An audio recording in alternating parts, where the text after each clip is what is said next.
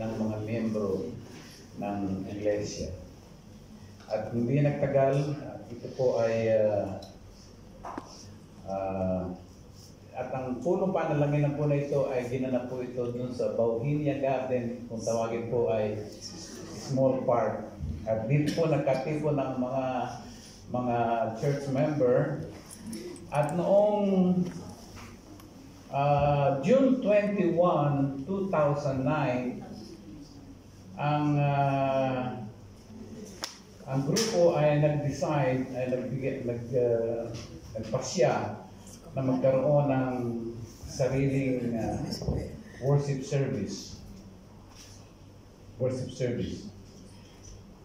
Sino po ang mga original dito na may pakita yung mga?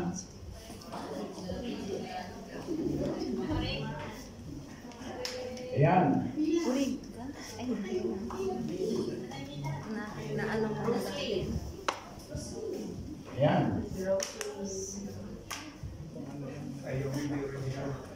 Yan po ang mga pioneer member ng FDMC.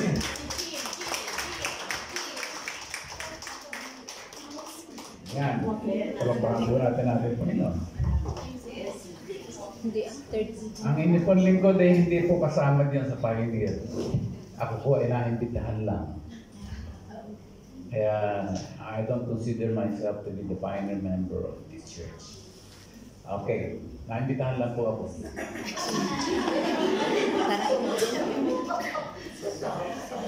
At hindi nagtagal, ay nag-decide nga ang grupo na magkaroon ng sariling worship service.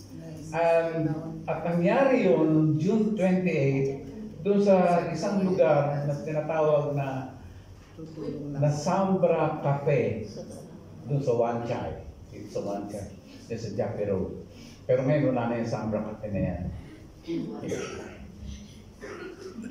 Diyan po ginanap yung unang service ng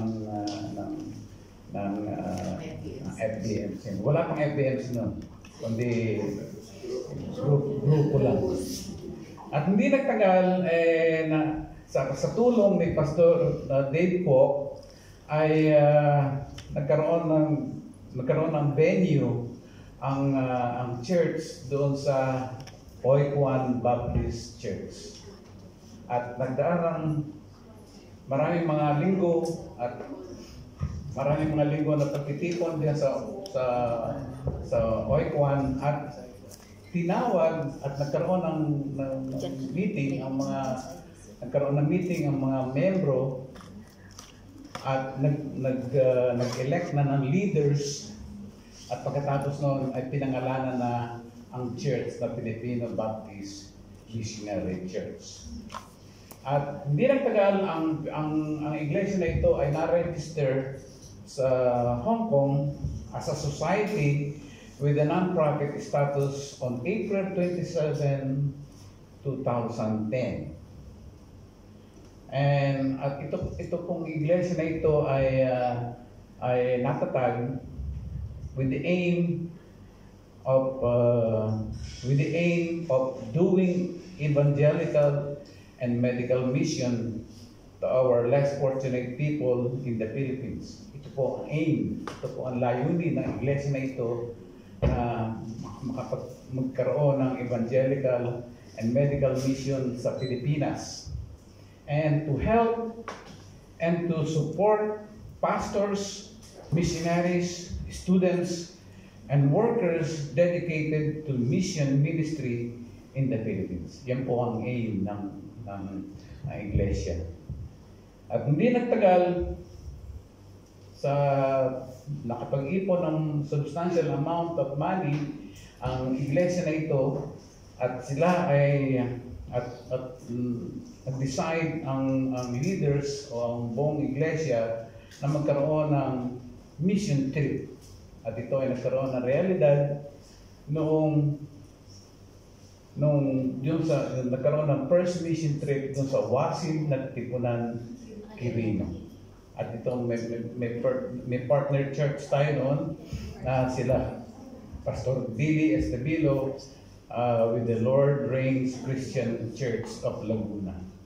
At hindi nagtagal, The following year, nagkaroon ng second mission trip doon sa Magisgis, Botolan, Sambales, doon sa lugar ng mga Ita. Yan. Sino ba kasama dyan?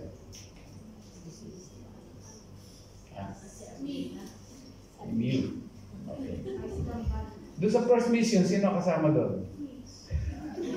Makakadalawa ka na. Okay. Tapos, yung dinadaanan doon yan, lahat. Naka-orange. Okay. Okay. At nagkaroon din ng medical and dental offering doon sa lugar na yun. At ayun nga, si Doc Dan. At nung third mission trip sa April, Buhi, Camarines, sino kasama dyan? Yan. Si Ate Cora. Kasama rin ako din, nakakatatlo na. Ito po ay itinawid ng mga supplies dito mula doon sa Camarines Sur, papunta doon sa Ipil at inakyat pa doon sa bundok. Kaya masyado hirap ni Ate Cora dyan. Ayaw na pumanaw kung nakaakyat siya. Next na trip ng, ayan, kasama si Roslyn yata kasama niya, no? Oh, yan. Naka-green siya. Naka-green. At wala kaming tinutuloy diyan, kaya anong nangyari diyan, naka-tent kami. Naka-tent lahat ng mga missionary diyan, lahat ng mga volunteers. Ayan. Yung fourth na ay doon sa Bicol pa rin, doon sa Consorcet, Tigawon, Camarines Sur. Sino kasama dyan? Ayan. Okay. At kasama din, at pagkatapos niyan ay nandyan, yung fifth missionary trip naman ay doon sa Barangay Banate, sa Barangay Libertad, Banate, Iloilo, yung fifth mission trip. Sino kasama niyan? Ayan, si Rosie.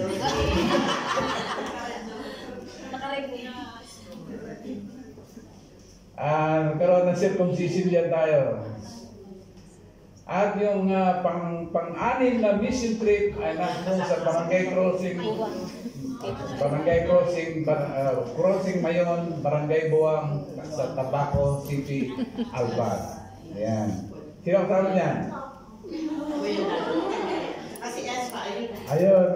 Kasama ko. Kasama si Pastor Rodel, kasama si Inday Malu. Ayan. Si Pastor Bien, tsaka si kapatid ni Beng. Ano pangalan? Si Nenet. Okay. Pagkatapos niyan ay nagkaroon tayo ng mission trip doon sa Tagulong, Sagada, Mountain Province. Si Kuya Roger. Kuya Roger kasama. Pag-akyat ni Kuya Roger doon sa bundok, ay na rin pumanaw. And next, yung DBBS medical and mission trip sa Rayuray, Batak, Ilocos Norte. Sino kasama dyan? Ito! Kami! Uri ng Panginoon. Si Giselle. Ayan. At ayan, meron tayo mga kasama mga puti dyan, mga Amerikano. And then, a ninth mission trip sa Kimarayan, Kakerman, Candon City, doon kay Pastor Muego. Ayan. Asawa ni Hilda. Yan ang asawa ni Hilda. Ayan. Okay. At nung last year, Doon, ika-10th mission, nag-resume muli ang mission natin dahil nagkaroon ng pandemic noong 2020 hanggang 2023. Tapos nag-resume muli ang ating mission noong kailan ba yun? Noong Last year. last year, July. July 15, 2023. Kasama natin yung mission. Yan. Kasama natin ang MD team at yung mga kapulisan doon sa lugar na yun. And then, lastly, yun, 11th mission sa barangay, Kagisanan, Lambunao, Iloilo. Amen. Purihin ng Panginoon. Ito po ngayon, ang DBBS, tapos under the medical. At purihin ng Panginoon dahil sa yung ating aim na na-establish ang church na ito ay na-accomplish through the support and sacrifices of the members of this church. Purihin ng Panginoon.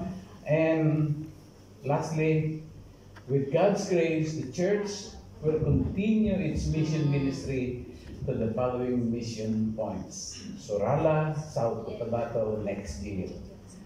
And then sa barangay, Kaibiga, Caloocan City. Purihin ng Panginoon. Amen.